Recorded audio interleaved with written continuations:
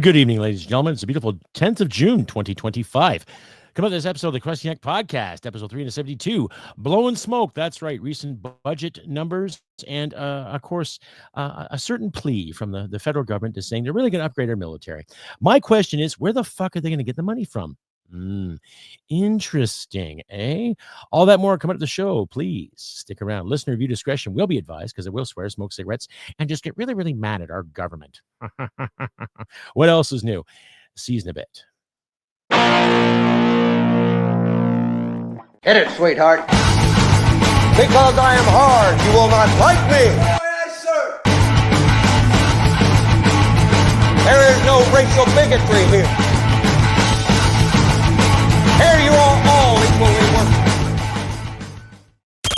From Western Canada, this is the Crusty Canuck podcast, a Canadian veteran's point of view on political, social, economic issues, and life. Here's Crusty.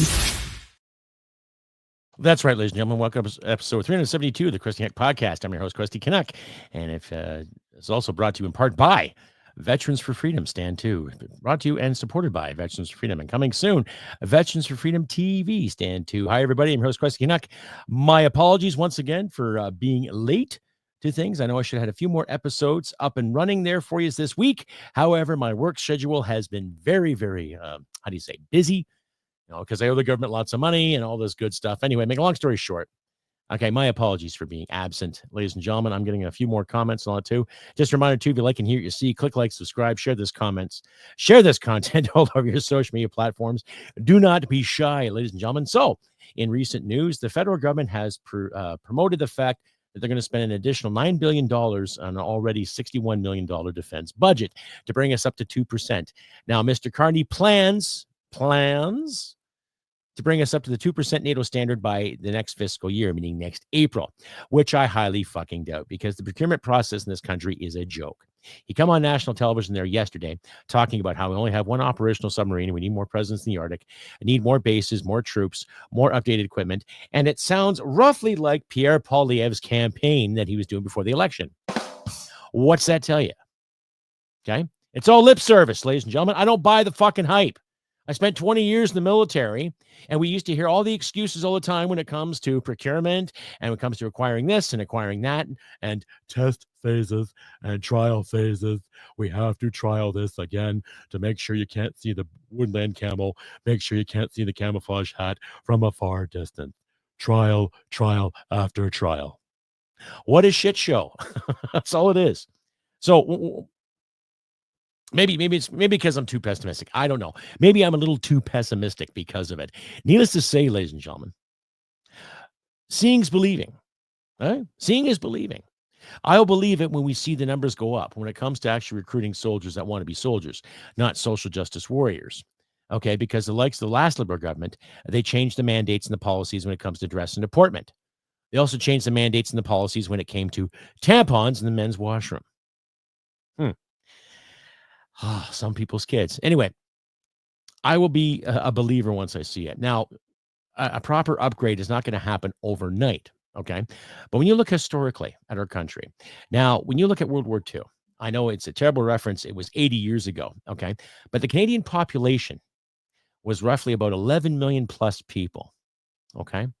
Now, from the time war was declared in September of 1939, by the end of 1945, Canada had the third largest navy on the open waters.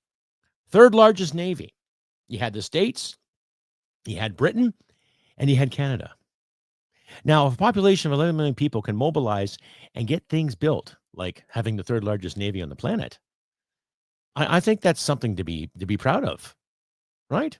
Now, with a population of roughly 40 million, we cannot put together a full brigade or a full battle group to deploy anywhere. You have to scrape here, scrape there, borrow this, borrow that. And I highly suggest you talk to some Navy personnel that served during the Gulf War. They might have some interesting stories when it comes to slicing and dicing certain pieces of museum equipment to put onto ships to make them battle ready. There's a lot of those stories going around too. And I highly suggest, ladies and gentlemen, you talk to some people that served in the Balkans in the early 90s during the Yugoslavian Civil War. They've got some interesting stories when it comes to slicing and dicing, getting things ready to go to be at operational readiness. So the Canadian Armed Forces has had a really, really long time trying to overcome and adapt. And now I'm not dissing the men and women in uniform. I was a guy in uniform. I was one of those men that was there in the front lines in Afghanistan, did my part for Queen and country. Yes, did my part for Queen and country. And we would incur certain situations that just didn't seem right when it came to military procurement, when it came to getting things done. There was money, there was budget that was supporting our part in that war. But in the same sense, things were not being upgraded in a timely manner. Okay, things went missing. Things weren't allowed to come back into Canada. Blah, blah, blah. Regulation, more bureaucracy and administrative bullshit. Okay, so when I hear the federal government talking about, oh, we're going to upgrade this and we're going to upgrade that, it's all blown smoke. That's all it is. Okay, the Canadian military has had its problems for a very, very long time. And what it's going to take, now this is just my point of view, what it's going to take is the simple fact of cutting all the office jobs, cutting the bureaucracy right from the top, all the admins, okay? Get rid of this procurement board. There's too many goddamn boards that have to sit around and decide what kind of tire to use, or what kind of wiring system to use, or what kind of schematics to use, okay? And they all get paid a hefty paycheck to sit around, scratch their balls and go, is this going to work? Oh, is this Canadian? Is this Canadian enough? Right? Now, Mr. Carney also said something about the Canadian defense industry being able to make bullets at home. Well, we had that ability. What the fuck happened to it? We had the ability to make proper artillery shells and proper rifle ammunition and machine gun ammunition, right? We had that ability. What happened? Why don't we have that ability? There's some interesting things that are being done on our behalf in the name of security in this country. Now, I'm probably going to queue up a video later of our new safety minister. I can't even pronounce his name, but it's quite funny. Andrew Lawton got recently elected of the London, Ontario riding for the Conservatives, and he questions them in Parliament, and it's quite entertaining. It's only maybe about 30 seconds, but it's really worth your time, ladies and gentlemen. I'll queue that up later for you. But needless to say, we're heading into a zone where we cannot recover. Now, regardless of what's going to happen in the world in the next couple of years, okay, for the government to sit there and say, we are going to produce this and have this within the next fiscal year, even though the whole F-35 issue is a big effing debacle, okay, how is it going to be done? Where's the money going to come from, right? I ask you that. We're going to have to pay higher taxes because it's not going to just be borrowed and printed for the sake of making our military shine. No, it's going to have to be taken. Things are going to have to be sacrificed. Things are going to have to be cut from the waist. But are they going to cut the waste from the top? Are they actually going to make a difference when it comes to defending this country? Right? Are they going to really do that? Or are they just going to keep blowing smoke? Okay? They're going to blow smoke. Stay updated and follow Crusty Canuck on Facebook, Twitter, Gab, Telegram, YouTube, and Podbean. Subscribe today and donate at crustycanuck.ca. And you're back, ladies and gentlemen, to episode 372 of the Crusty Canuck podcast, Blowing Smoke. That's right. I'm your host, Crusty Canuck. If you like and hear what you see, click like, subscribe, share this podcast, all of your social media platforms, ladies and gentlemen. Do not be shy. Please give me some comments. You see this being premiered tonight or anytime, please just give me a comment, give me a thumbs up. Let me know what's on your mind. Help the algorithm out. Help us Canucks get our words out there. Now, another interesting tidbit, too, is that the federal government's contemplating something to do. I think it's called Bill C2. Correct me if I'm wrong. I think it's called Bill C2, where the government has the opportunity to open up your mail. That's a scary effing thought, right? Where the federal government has the possibility to open up your mail. Like, there's all these ideas that are out in the woodwork. Now, maybe I'm just blowing smoke at my ass. I don't know. But to make a long story short, it doesn't look promising for us. Okay.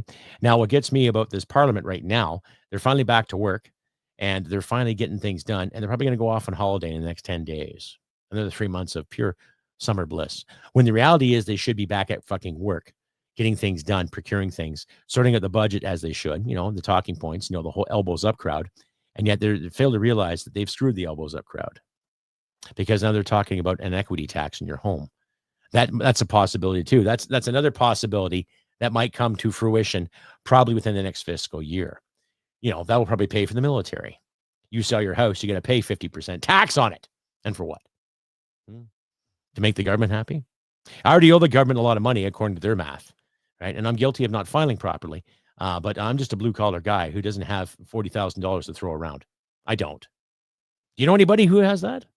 Do you know anybody personally who can just say, here's 40 grand. There you go. Have a good day. Thanks for coming. Right? Do you know anybody who has that? I don't. I don't. Maybe 20. But I don't know anybody who does. So my question is to you, my wonderful audience. Okay. How can we afford this? Is the Liberal government really going to try to really upgrade our military as it should? Or are they going to make excuses? They have to worry about how much of this is Canadian, how much of this is made here, how much of this is made there. Or how about the fact that it's supposed to work? Okay. Now, they bought Black Hawk helicopters for the RCMP overnight, just like that, when Donald Trump first threatened Canada being the 51st state. You remember Trudeau and Dominic LeBlanc sitting there at Key Largo going, oh my God, whoa, we got to panic. You know? What was done about it? Oh, yeah, we'll get some Black Hawks and a few more Mounties on the border. Okay. Why can't you give our military the Black Hawks? They're a great helicopter. Doesn't matter if it's American or not. And it doesn't matter what kind of partnership that you think, Mr. Carney, that's going to help this country. Okay. Now, you notice, though, it was Mr. Trump's idea to motivate our leaders to do something. Don't forget that, regardless if you agree with Donald Trump or not. Okay. It was his new words about the 51st state and Canada joining the Americans that motivated our leaders to pull their heads out of their asses to actually try to get something done. Now, based on what Trudeau did after he stepped down and prorogued Parliament, oh my God, what did Mark Carney do? Oh, here's a defense plan. He basically just plagiarized what the Conservatives promoted, what Pierre Poilievre promoted. So there's no real foundation to it. And the more and more I've listened to it, the more I think he's full of shit. Now, if it means I have to eat crow, let's say a year from now, where recruiting has gone up and there's actual boats on the water in the name of Canada, okay, I'll eat some crow. But until then, time will tell. I'm not going to buy the bullshit. I'm not going to sniff the bad bacon. I'm not going to drink the Kool-Aid, and neither should you. Neither should you, my wonderful audience. You shouldn't have to at all. Right? But anyhow, without beating on a dead horse, time will tell when it comes to this whole issue of procurement and how things are going to work and how people will be proud to serve in the military. One thing they should do is work on the actual commercials. Okay. Actual advertising for the military. Like actually reaching out and grabbing somebody, And my American friends, I'm sure you could attest to every time you've seen a commercial in the United States about the new U.S. Marines, United States Navy, the United States Army, the Coast Guard, National Guard. I'm sure there's lots of commercials you see out there that represent and do your men and women proud when it comes to serving your country. The last time I saw a Canadian Armed Forces commercial was roughly about 6 years ago. 6 years ago.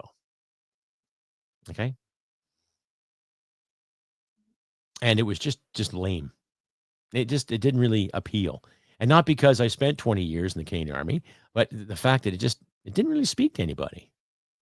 Okay? My little nephew told me about it. He said, hey, Uncle, I saw a military commercial. So what'd you think of it? I didn't like it. At the time, he was about 14 years old. Right?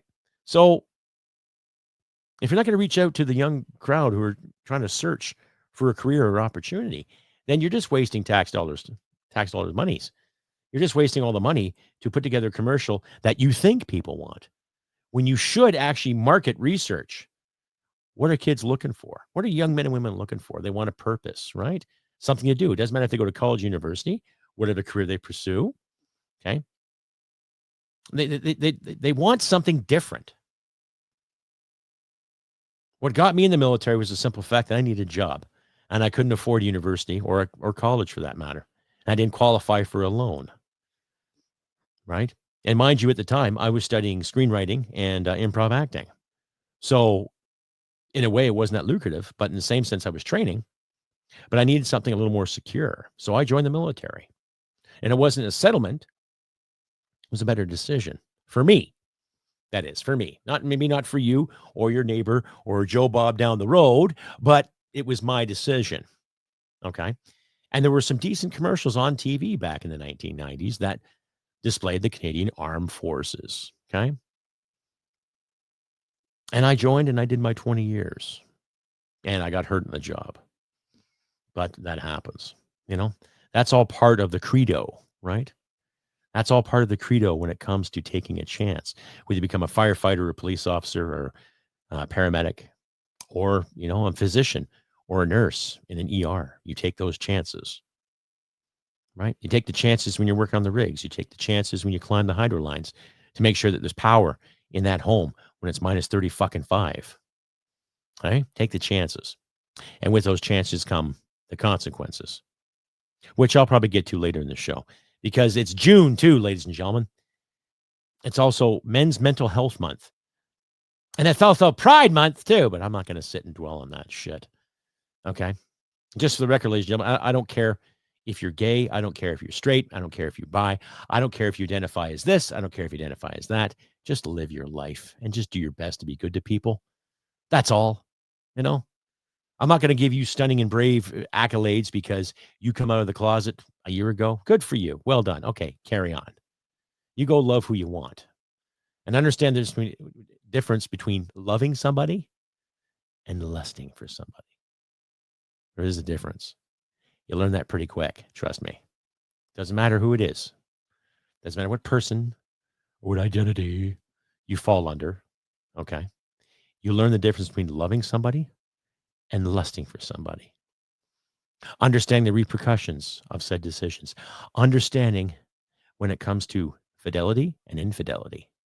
The difference between doing what's right and doing what's wrong. And just doing what's fucking stupid too. Right? I see a lot of that.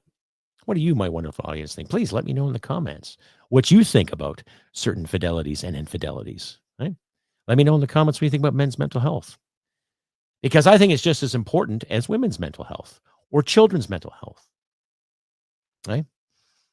When I look at my issues that I've had over the past, 10 years now.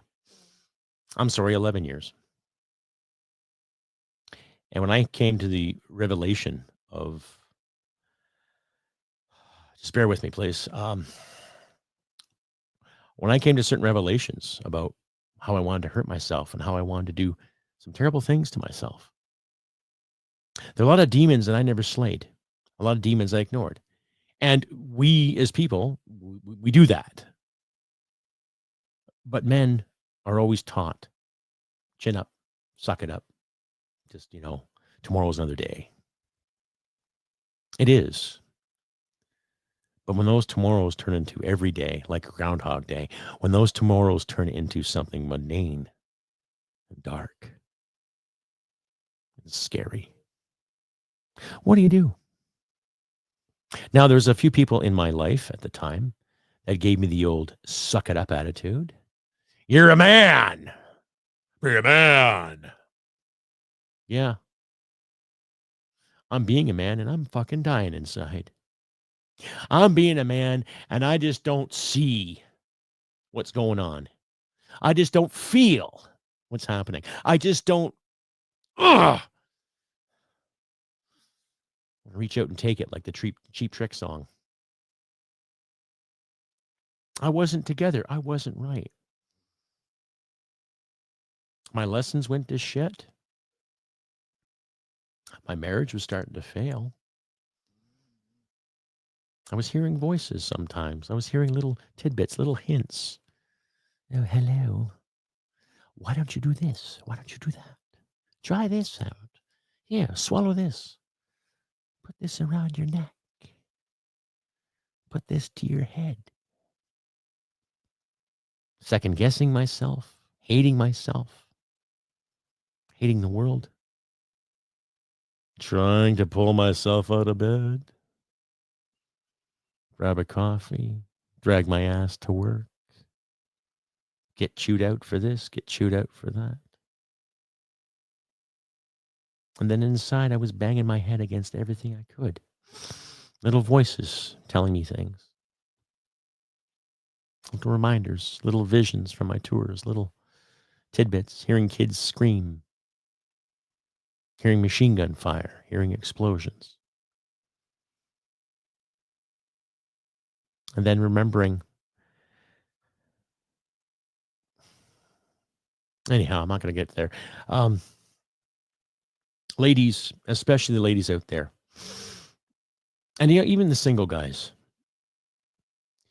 if ladies, if your boyfriends or your husbands are hurting, if you think something isn't right with them, if you think they're off, then ask them, talk to them. Okay? Don't demand. Don't be snapping your fingers and saying, oh, you must, and you better, you got to be this, you got to be that. No, don't do that. Don't scold your men like children. Don't scold them like they're pupils. You're married and you're dating them for a reason. Because you love them, you like them, you want to be with them. Sometimes machines that you enjoy and invest in that help you along your way, that you rely on, they break down. What do? You fix them, right? If your husband or your boyfriend is hurting, ask him what's up, what's on his mind. Don't mock him. Don't condemn him. Don't tell him what standard he should live up to, because it's not about you. It's not about what you expect.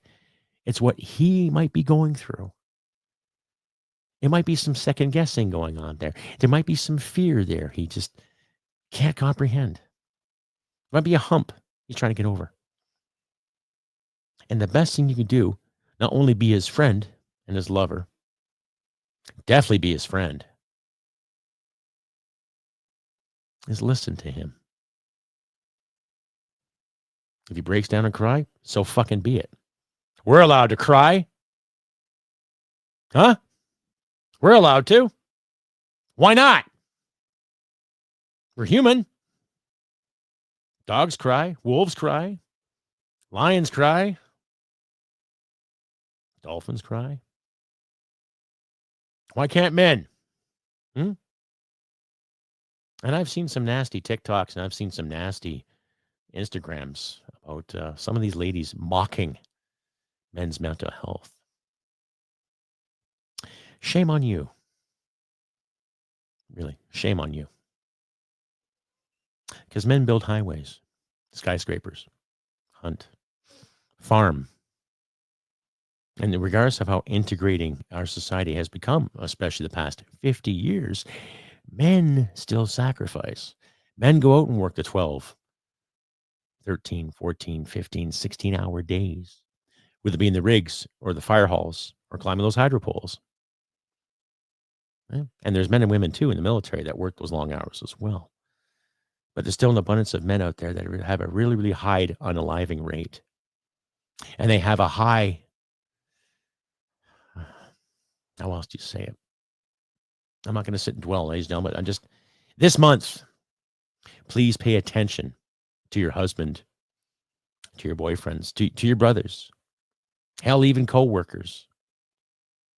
If someone seems down and kind of staring off into space, there's something on his mind. Reach out, talk to him. Okay? That's all. Call it first aid. Just call it being kind and compassionate. Just be an adult about it, though. But never shun. Don't shun anybody. Don't shun your men. Don't shun your boyfriends. Don't shun your sons. Listen to them. Listen to what they have to say. You might find something out. You might learn something. There might be a hard truth that you've been avoiding. And that's the first problem, too. Don't avoid the conversation. Don't avoid listening. And that's the big thing, too, ladies. Listen. Just listen. And just be there. That's all. And it just, things been tough for a lot of people in this country. And to my friends in the States and to my friends in Europe and around the globe, things have been tough for a lot of people. But you're not going to get PTSD from reading a paragraph or reading an editorial or hearing a video that you just don't like. You get it from real live experience. You get it from real experiences. Right? And it comes back and it bites you. It comes back and it will get you. But if you let your men vent and talk about things, and even if it means they got to punch a wall or something, let them do it. Because a lot of us lads were not taught how to be super emotionally mature. A lot of us weren't. We've had to learn in time how to contain certain emotions and, to be hesitant towards anger and lashing out. But then we've also encountered a lot of people that would rather lash out than listen. We've also encountered a lot of people that would rather be unreasonable and illogical rather than be reasonable or logical. And in this day and age, there's no fucking reason. Of course not on this thing. How many times have you seen a reasonable conversation? So we have to get rid of the muck and mire. We have to crawl through this crap sometimes to find the light. Like I say, once again, ladies and gentlemen, just listen to your men. Listen to your brothers. Listen to your sons. No? Don't go, oh, poor baby. Oh, they're there. No, don't be condescending. Listen. Be the friend. Be the companion. Be the protector. Be the lover. It's that simple. Right? Anyhow, ladies and gentlemen, I have been Crusty Canuck on this beautiful 10th of June, 2025. I wish good things for you all, ladies and gentlemen. I really do. I wish good things for you all because I'm starting to really see more of the light out there. And I'm starting to see through all the bullshit that's been presented to us today in the mainstream media and as well as our politics. So again, ask the tough questions. Ask the hard questions. Don't be shy. Look after your friends and loved ones. And the weather's getting better now. It's almost summertime here in beautiful Western Canada. Right? So hydrate, keep on working, keep on trucking, whatever cliche you live by. I'm not going to sit and dwell on it, but I really had to get this off my chest because it's June and it's male mental health awareness. So be aware, folks.